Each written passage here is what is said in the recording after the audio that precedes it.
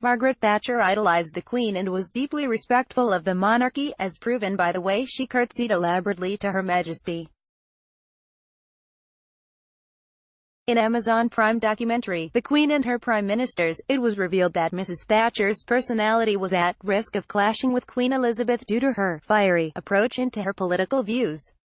Bernard Ingham, Margaret Thatcher's chief press secretary, described the former prime minister as talkative, incredibly argumentative. She was fierce in arguments, but she respected people who stood up to her and argued with her. The documentary adds that the Queen and Margaret Thatcher were both of similar age, equally ambitious and status conscious. A catfight is inevitable, the narrator reveals.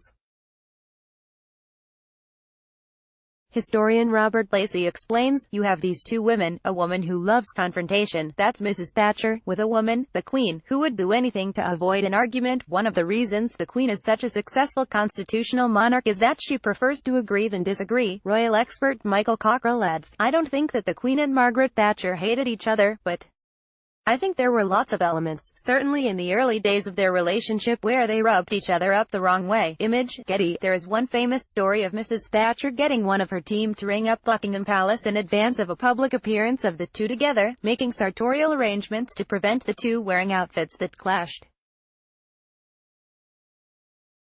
The response Baroness Thatcher got from the palace was reportedly, "Don't worry.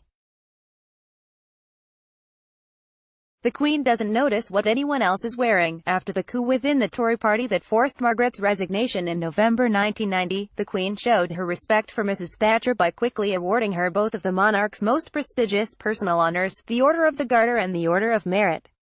The Queen paid her final respects to the country's most formidable peacetime prime minister at Mrs. Thatcher's funeral at St. Paul's Cathedral in April 2013.